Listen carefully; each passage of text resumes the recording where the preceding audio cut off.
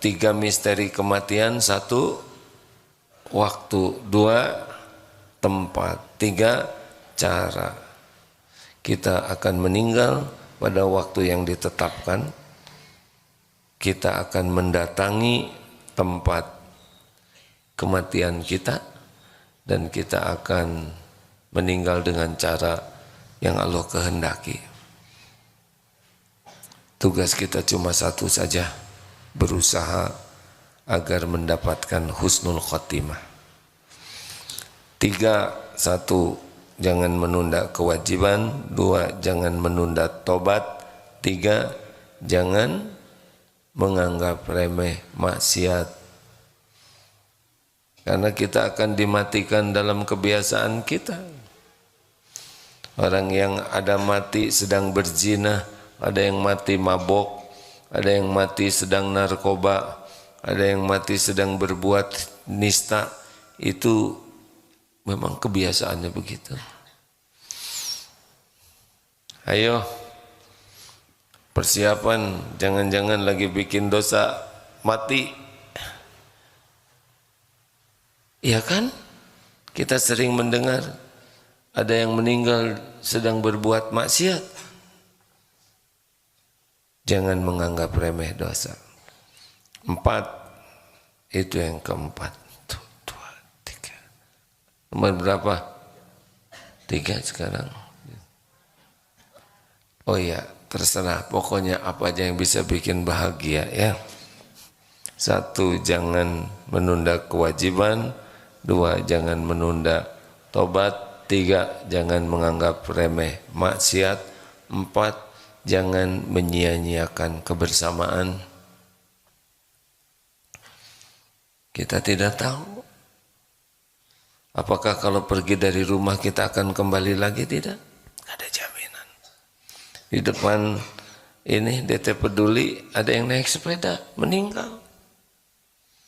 Rencananya olahraga supaya badan sehat, jantung kuat, panjang umur, meninggal.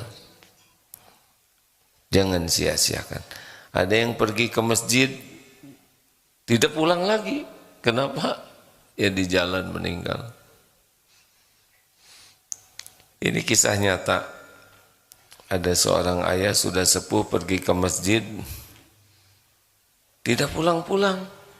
Keluarganya nyari, pas buka medsos ada berita tentang tergeletak, pas dilihat sarungnya sama dengan sarung ayahnya, meninggal. Ada yang mau pergi ke majelis taklim, meninggal kalau sudah waktunya. Wah, kalau gitu kami tidak akan pulang, kata ibu-ibu. Pulanglah sana. Ya, masa di sini terus? Karena takut meninggal. Enggak apa-apa meninggal. Meninggal bukan sesuatu yang harus kita takuti. Karena pasti meninggal, iya kan? Walikulli ummatin ajal. Setiap umat itu ada ajalnya. Fa idza jaa ajaluhum la yastakhiruna sa'atan wala yastaqdimun. Jikalau datang saat yang ditetapkan, tidak bisa diakhirkan, lalu sekejap tidak bisa dimajukan. Jadi kalau ada yang selamat, jangan mengatakan ini kamu selamat untung supirnya jago. Hei, enggak boleh. Yang menyelamatkan itu Allah. Allahumma antas salam. Ini kena serangan jantung, tapi dia selamat nih karena untung ada dokter. Kalau belum waktunya mati, Allah datangkan dokternya. Ya. Jangan sampai ada penyelamat yang lain selain Allah. Kan begitu. Untung supirnya jago jadi selamat. Oh tidak. Oleh Allah diselamatkan, maka disimpanlah supir yang bisa jadi jalan gitu. Ini obatnya paten nih. Sekali disuntik dia nggak jadi meninggal, nggak bisa. Ini kemarin ada berita di media tentang orang dihukum mati di Amerika. Sudah ditetapkan akan disuntik dengan cairan tertentu yang membuat dia mati. Sudah siap semuanya. ketika mau disuntik pembuluh darahnya tidak ketemu, setahun tuh ditundanya. Kalau belum waktunya begitu, tinggal cos aja ya. Tapi begitulah. Walaupun bunuh diri di rel kereta api, kalau belum waktunya meninggal, meninggal tidak? Jawab. Tapi kereta apinya lewat. Tapi dia bisa tetap hidup. Bagaimana coba? Karena salah relnya, ya. Jadi dia berbaring di sini, kereta di sebelahnya. Kenapa dia enggak berbaling di yang ada keretanya? Karena diilhamkannya untuk di tempat yang tidak lewat. Karena siapa yang nyabut nyawanya? Kasihan udah terpotong 3, enggak ada yang nyabut ya. Kan meninggal tuh harus karena dicabut nyawanya oleh malaikat maut atas perintah Allah. Jadi kita tidak bisa mati kalau tidak dicabut nyawa kita. Dan malaikat juga tidak bisa nyabut kecuali atas perintah Allah pada waktu tempat yang ditetapkan Allah. Meninggal di kilometer 95, pasti ke sana nanti, pasti. Meninggal di tempat tidur di rumah sakit titik-titik kelas A, nanti naik ke tempat tidur itu. Begitu. Wah, kalau gitu saya tidak mau di tempat tidur, takut meninggal di sana. Ya terserah ya enggak. Saya mau di kolong aja, justru dicabutnya di kolong ya. Kita akan ke tempat itu. Enggak usah takut mati ya. Takut itu su'ul khotimah. Tiap hari kita siap-siap. 2, 3, 4. Jangan sia-siakan. Yang punya orang tua jangan sia-siakan. Orang tua gerbang surga. Ada seorang ulama sedang ceramah begini, dipanggil oleh ibunya. Tuh ibu manggil, berhenti seketika ceramahnya. Maaf, saya dipanggil ibu saya. Ini sedang persis begini, tablik akbar. Ibunya nelpon, "Nak, ya Bu, itu ayam belum dikasih makan." Ngasih makan ayam dulu. Selesai memberi makan ayam, selesai Bu, ya baru ceramah lagi. Kalau ibunya sudah meninggal tidak akan kasih makan, tidak akan memanggil, benar? Jangan sia-siakan. Ibu yang dari Anissa, An-Nafi'ah, Klaten, masih ada suami? Yang masih yang udah enggak ya. Jangan disia-siakan suami yang ada. Tapi suami saya kayak gitu Udah kan ibu yang milih dulu, dah terima aja. Tapi saya tuh maunya suami saya tuh hafiz Quran, soleh, banyak uangnya, baik. Tapi kan yang seperti itu enggak mau sama ibu, jadi terima yang astagfirullahaladzim. Maaf ya, maaf, astagfirullah. Hati kecil saya mengatakan jangan ngomong itu, jangan ngomong itu. Tapi enggak kuat pengen ngomong, astagfirullah.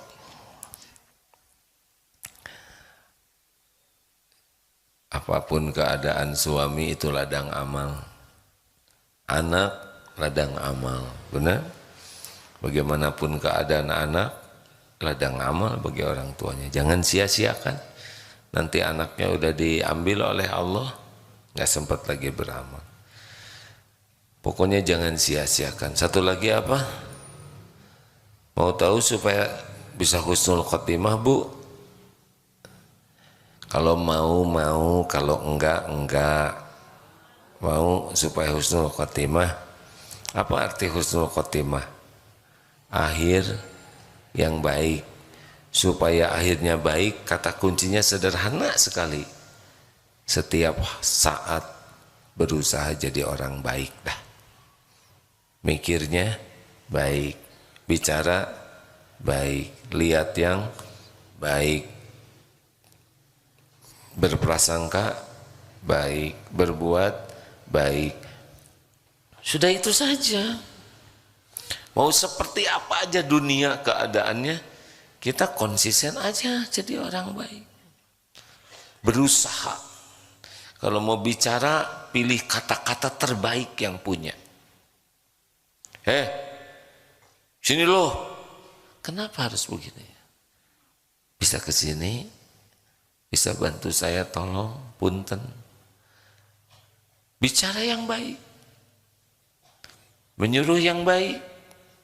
Menjawab yang baik. Baik. Tapi orang itu ngomong gak baik ke kita, itu bukan urusan kita. Urusan kita adalah kata-kata kita, benar? Ini tetangga saya menghina saya, lah itu urusan tetangga, bukan urusan kita. Urusan kita mulut siapa? Halo? Urusan kita mulut siapa? Mulut sendiri.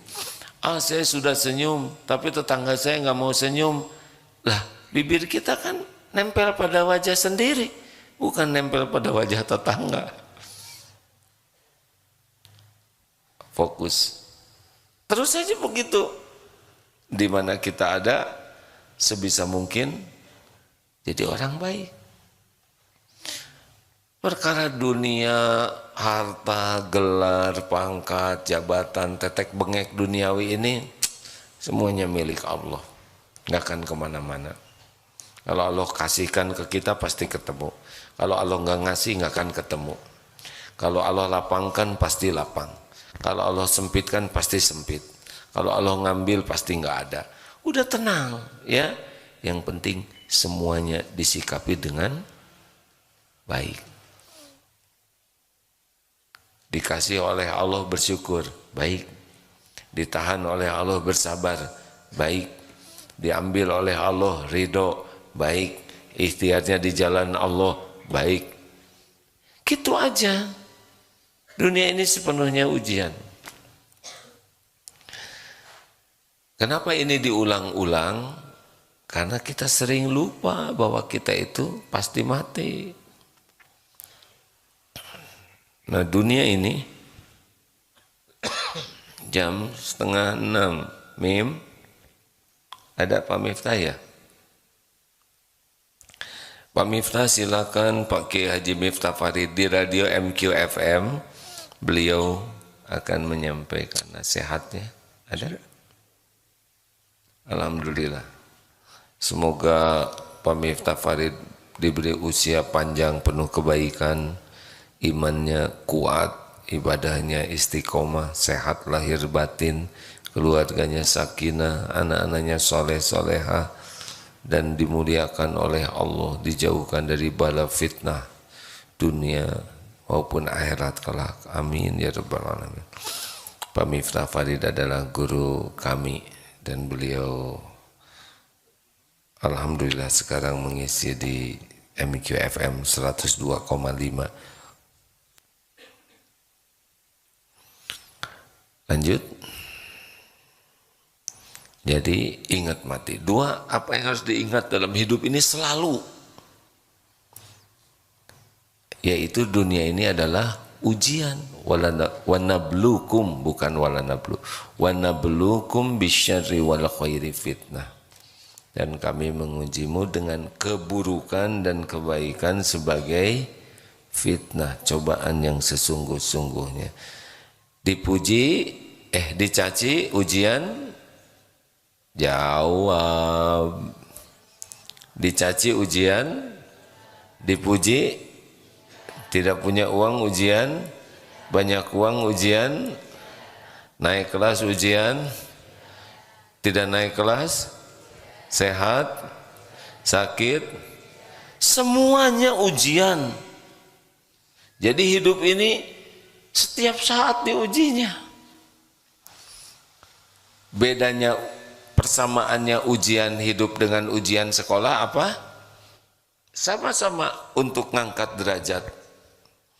Persamaan lainnya adalah diukur, sudah diukur. Ujian sekolah diukur, ujian hidup juga sudah diukur oleh Allah. Yang membedakan apa ujian hidup dengan ujian sekolah? Kalau ujian sekolah harus dikerjakan sendiri. Kalau ujian hidup diserahkan kepada Allah.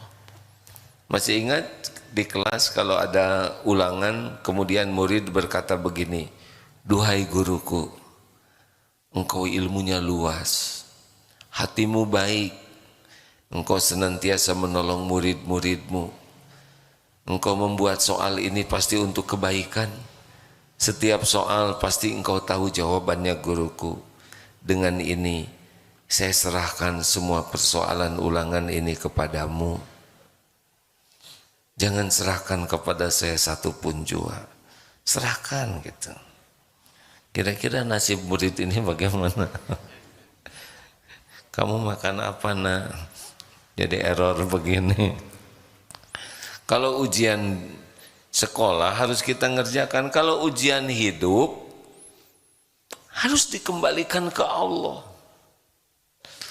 Karena Allah memberikan ujian itu supaya kita ingat kepadanya, supaya kita jadi dekat dengan Allah. Jadi maaf ya, kalau mobil rusak kita kan ke bengkel, karena kita anggap yang bisa menyelesaikannya bengkel. Tapi kalau ujian hidup harus datang ke yang maha tahu segalanya, maha menguasai segalanya, maha menentukan segalanya, yang maha baik, yang maha mengetahui keadaan kita, yang janji akan menolong, pertolongannya pasti akan sukses, tidak ada yang gagal. Dan itu kuncinya adalah ketakwaan. Jadi kembalikan apapun juga. Doa Rasulullah, doa Siti Fatimah ketika diberi wasiat oleh Rasulullah, sudah hafal belum doanya?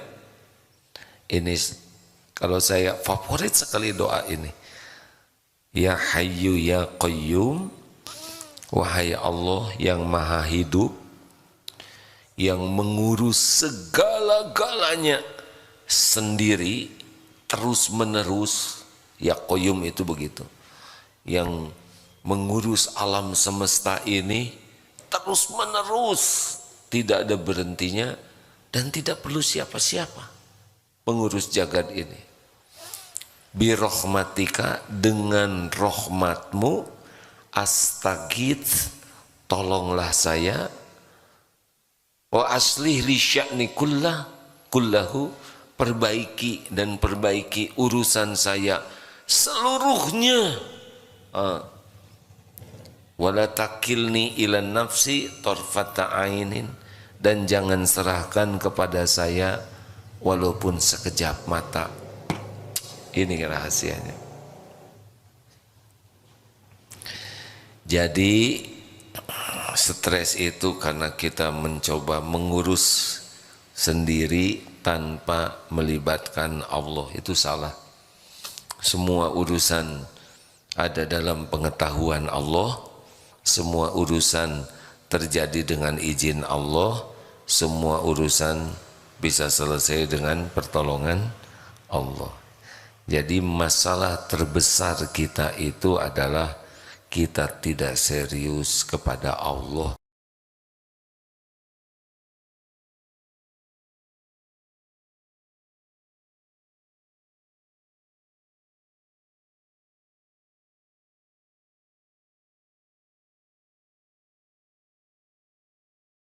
Galau karena kebanyakan mikir, kurang zikir. Jadi harusnya bagaimana, Bu? Banyak zikir, kurang mikir, gitu Bu? Jangan ngarang ya. Ibu mau punya suami yang kurang mikir? Jawab. Mau punya anak-anak yang kurang mikir? Kami juga suami tidak mau punya istri yang kurang mikir. Harusnya bukan kurang mikir, tiap mikir jadi zikir. Karena kita tidak bisa berhenti pikiran ini. Dia mikir terus. Tapi kepada siapa larinya? Kalau kita mikir kepada selain Allah dan terus saja dipikirkan, tidak nyambung ke Allah, itulah stres. Gak boleh kelamaan lupa ke Allahnya. Kenapa doa keluar dari kamar mandi apa? Halo? Punya kamar mandi enggak? Suka keluar atau di sana? Doa keluar kamar mandi apa? Gufronak atau gufronak. Kenapa? Minta ampun. Ulama mengatakan, kenapa doa keluar dari kamar mandi minta ampun? Karena selama di kamar mandi tidak bisa menyebut nama Allah. Berapa menit di kamar mandi, mulut ini tidak nyebut nama Allah. Kita minta ampun. Sampai sehebat itu ya. Memang hati nggak akan bisa lupa ke Allah. Tapi di kamar mandi sering lupa. Makanya jangan kelamaan di kamar mandi. Doa masuk kamar mandi bagaimana? Allahumma inni a'udzubika minal khubuthi wal khaba'its. Berlindungnya dari apa? Jin perempuan, jin laki-laki. Jadi berlindung karena di toilet itu ada sarangnya di sana. Makanya kalau yang kelamaan di toilet itu bisa ditaksir tuh oleh jinnya di sana. Orang yang suka lama di toilet, itu udah besar kemungkinan akan sulit ibadahnya. Kenapa? Ya boleh jadi sudah sangat dicintai, ditaksir oleh jin yang ada di sana, ditahan terus. Coba lihat orang yang lama sekali di toiletnya, kecenderungannya ibadahnya juga malas. Maka berlindung dan cepat-cepat aja keluar dan minta ampun. Jadi hidup ini adalah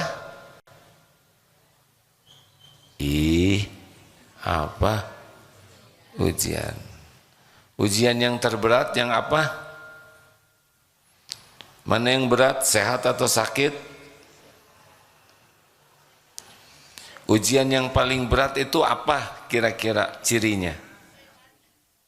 Ya, ujian yang berat itu adalah ujian yang paling mudah membuat lupa kepada Allah. Dipuji dan dicaci, mana yang lebih mudah lupa ke Allah? Puji. Beratan mana, dipuji atau dicaci? Berat dipuji. Karena sudah dipuji, nanti Allahnya enggak ada, jadi saya sudah berjuang, saya ini, saya udah hilang tuh Allahnya. Makanya orang-orang yang senang dipuji itu hidupnya susah bahagia, susah. Bu, ibu-ibu, siapa ibu-ibu di Klaten yang paling menderita? Sudah tahu belum? Yang paling centil dong, ya. Tahu centil? Apa bahasa Jawanya centil, Bu? Kemayu. Wes ora apa-apa. Apa Mas? Kemelente. Ada bahasa itu wes ora apa-apa. Capek, Bu. Kenapa kok orang yang pengen pasti capek karena Allah tidak suka.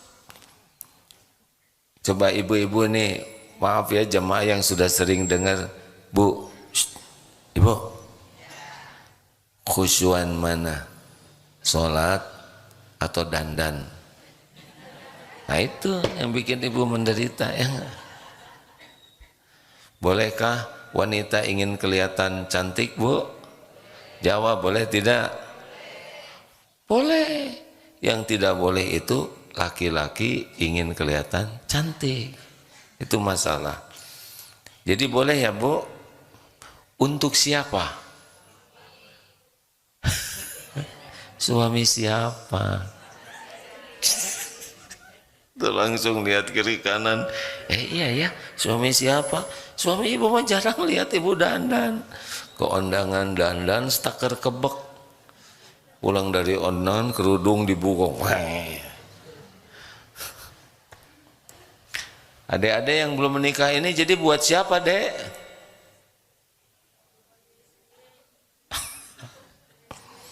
Gak usah capek-capek. Saya tuh suka, saya lelaki alhamdulillah ya, tidak ribet hidupnya.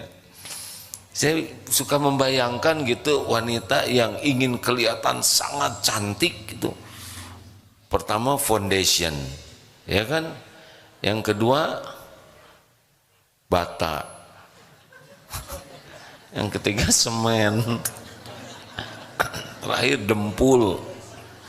Terakhir cat. Kenapa jadi kayak bangunan begini ya? Terus gimana, ini saya tidak tahu ya, gimana wudunya? Itu kan 5 kali wudu. Duhur kan dilap lagi, pasang lagi foundation, lapisan 1, lapisan 2, kemudian pilox, ya enggak? Asa ribet amat hidup tuh ya. Belum lagi bulu mata palsu, bulu hidung palsu.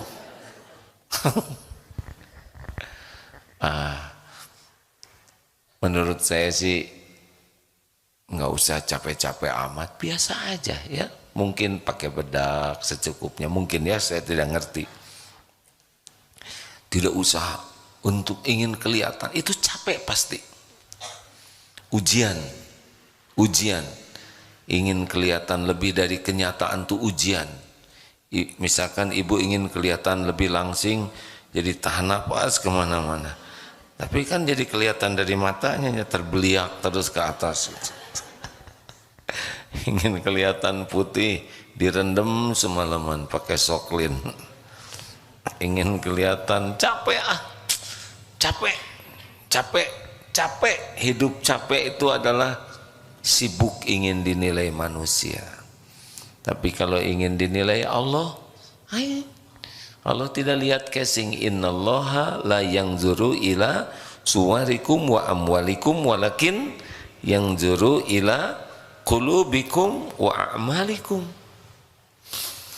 Boleh berpakaian silakan yang wajar, proporsional, niatnya menghormati, memuliakan orang lain, niatnya menutup aurat yang wajar, tapi jangan sibuk pengen dipuji orang. Ya, ujian. Sebetulnya yang lebih berat itu adalah yang diberikan kelebihan oleh Allah. Yang hidungnya mancung biasanya gini terus. Pengen kelihatan hidungnya mancung. Kalau yang merasa kurang mancung paling tidak mau dipotret dari pinggir, yang capek, yang badannya bagus cenderung ketat bajunya tuh, pengen memperlihatkan. Begitulah, susahlah kalau hidup pengen dipuji orang.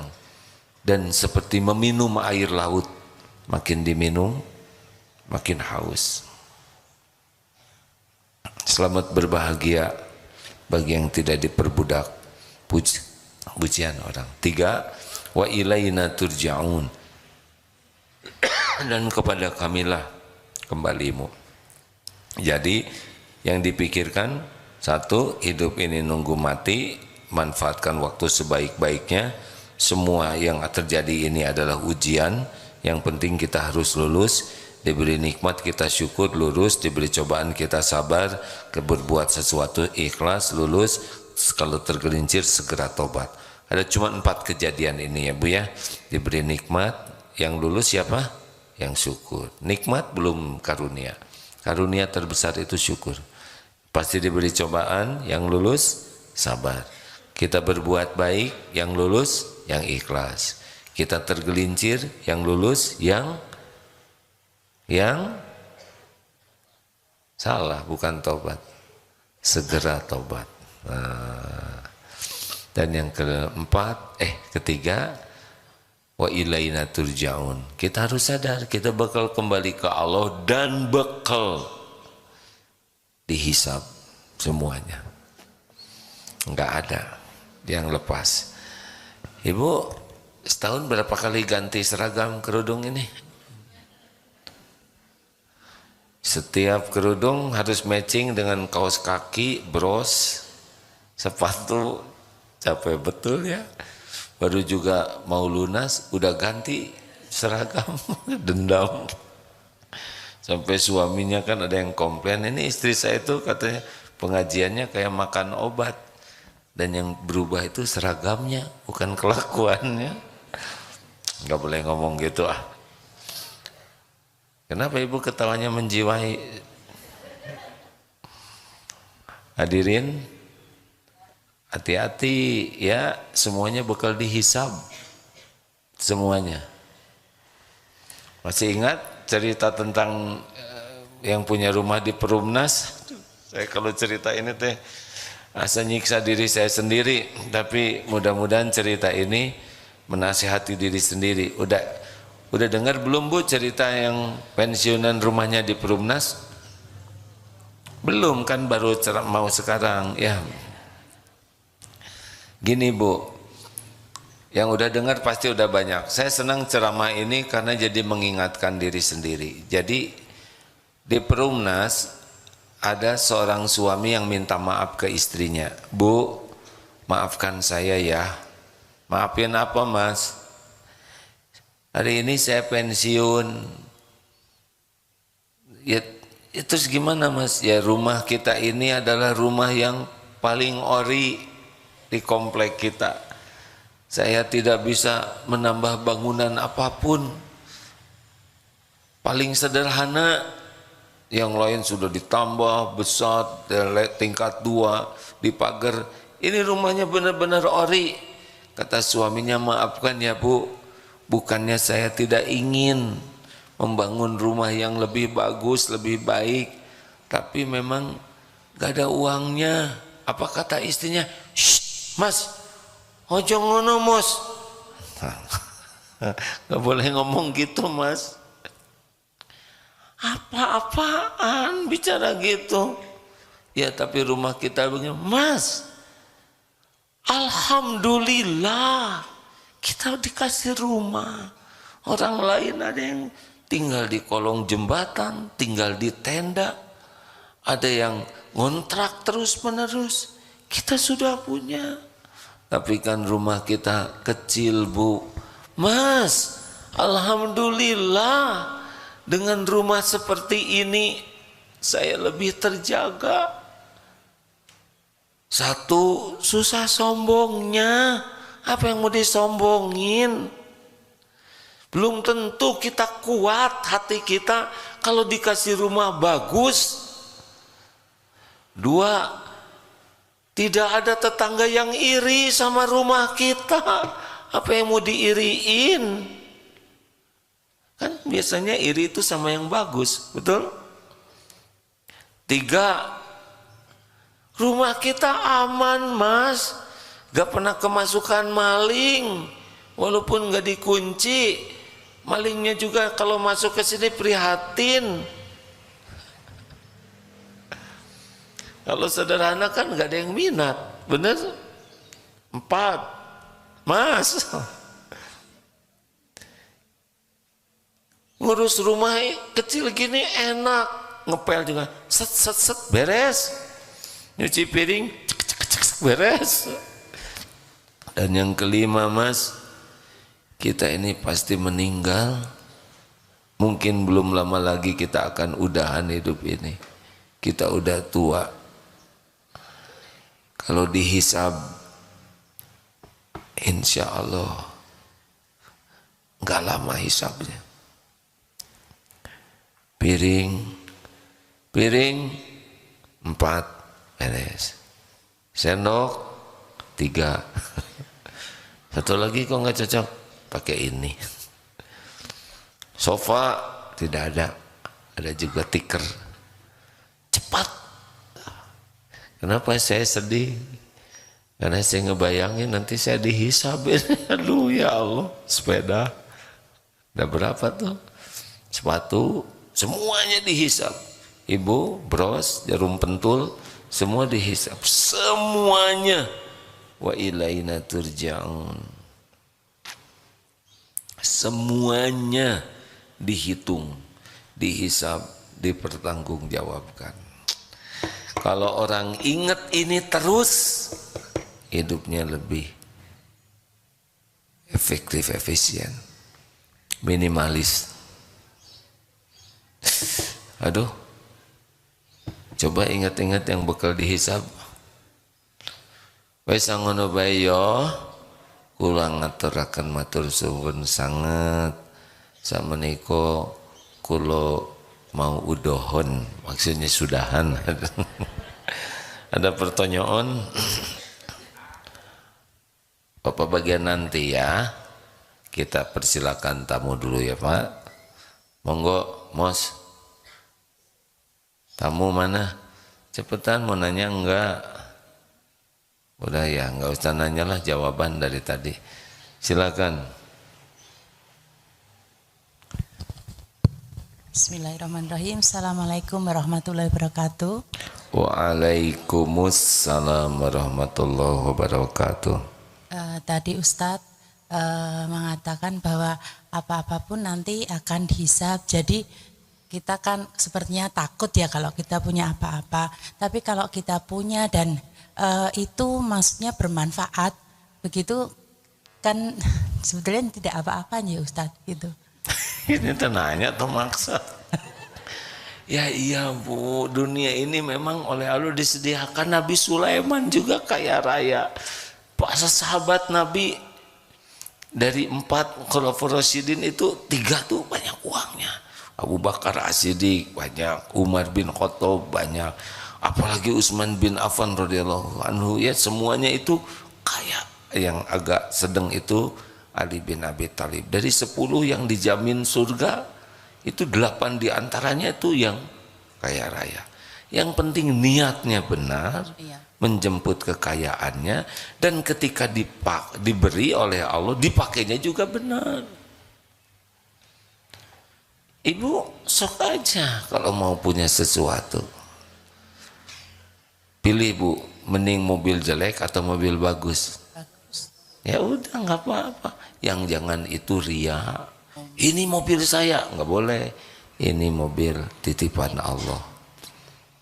Pakai selama di jalan murotal, pakai untuk ke pengajian. Nanti dihisab, dihitung semuanya. Insya Allah nggak apa-apa. Punya pesawat boleh tidak? Pesawat televisi, pesawat telepon. Kuda Rasulullah juga bagus-bagus. Karena kalau kudanya letoy misalkan ya, sakit pinggang, dia nggak bisa lari kudanya. Tapi niatnya bukan ria, untuk mendekat ke Allah. Gitu? Punya cincin boleh Bu? Tergantung. Kalau di tiap jari dan cincinnya sebesar-besar batako nanti berat ya. Kalau punya cincin bagus, mahal, niat ria, repot. Jadi begini terus ya kan. Coba saya mau nanya Bu, Ibu mau masuk ke pasar, tidak tahu nih banyak orang juga yang belum tentu baik. Mana yang lebih menenangkan Ibu?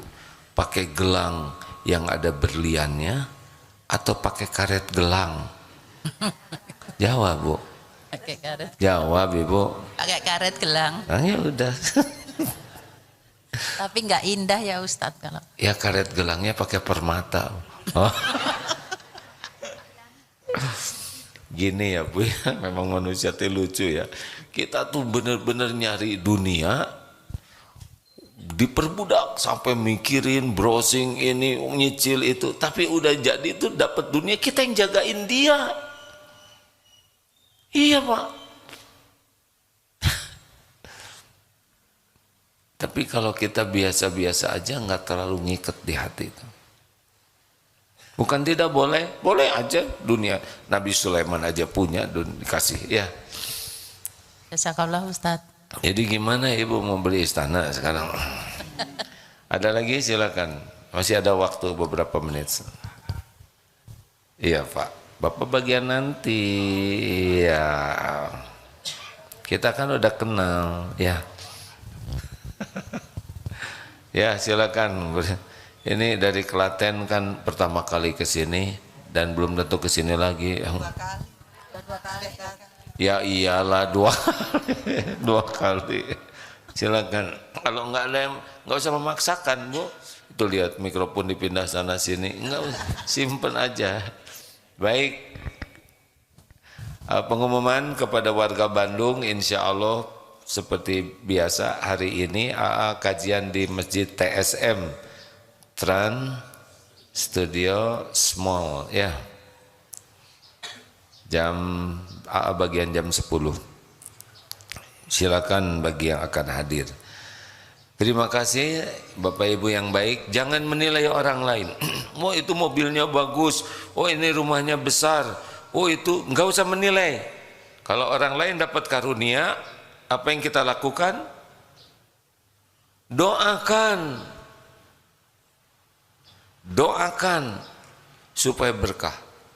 Jadi apaan punya itu? Coba kalau orang punya mobil 1 miliar, mewah tidak? Kata kita yang nggak punya duit. Lah beliau sedekahnya 10 miliar. 1 miliar cuman 1/10 dari sedekahnya. Jadi nggak usah menilai orang lain. Kalau ke saudara kita, wah ini rumahnya besar, ini bagus, oh ini bagus. Apa yang kita lakukan? Doakan supaya berkah. Berkah itu apa? Membawa kebaikan yang banyak dan langgeng. Dah itu paling baik. Tidak usah mengomentari rezeki orang. Berat loh hisabnya. Kamu pengen ya nggak? Udah nggak usah rewel. Bagaimana kalau kita ingin seperti itu? Minta ke Allah. Jadi caranya dua kalau lihat harta orang ya. Misalkan ini ibu-ibu yang suka kepikiran tentang orang punya ibu-ibu lain apa? Tas ya? Hah? Kalau ibu lihat teman ibu punya tas baru, misalkan mereknya, saya nggak boleh nyebut merek ya, Bonyok misalkan ya, atau tas ini yang paling mewah tuh apa namanya, Perkedel atau apa ya. Teman ibu punya tas bagus, nggak boleh ngomentari, tasnya mahal, hisabnya berat loh. Kita tidak tahu. Siapa tahu amalnya lebih banyak atau itu pemberian, betul tidak? Nggak usah ada komentar. Lihat ibu-ibu punya tas bagus, doakan supaya membawa kebaikan bagi beliau. Dan ibu pengen, ibu tinggal minta ke Allah. Itu kuncinya kalau tentang rezeki orang lain. Ini Presiden Indonesia yang sebentar lagi siapa? Pak Prabowo dan jangan nyebut Dek Gibran lah ya, mentang-mentang tua ya nggak. Udah selesai, kita nggak usah banyak komentar, nggak usah ngobrolin yang lain-lain, tinggal doakan. Semoga bisa mengemban amanah ini sebaik-baiknya. Jadi pemimpin yang adil, amanah. Udah gitu. Walaupun dulunya nggak milih, misal nggak usah jadi benci. Tapi kalau memang Bapak pengen, Bapak minta aja ke Allah. Ya Allah, saya pengen jadi presiden. Sok aja. Kalau nggak malu mah, ya. Udah segitu aja ngomongnya. Wes sangono bae yo. Kulo ngaturaken matur suwun sangat, itu lagi. Terima kasih ibu-ibu. Ini yang kedua kalinya dari Klaten. Nggak bosen Bu? Alhamdulillah. Mudah-mudahan ada hikmah dan manfaat. Kita akhiri doa akhir majlis. Subhanakallahumma bihamdik, asyhadu alla ilaha illa anta, astaghfiruka wa atubu ilaik. Assalamualaikum warahmatullahi wabarakatuh.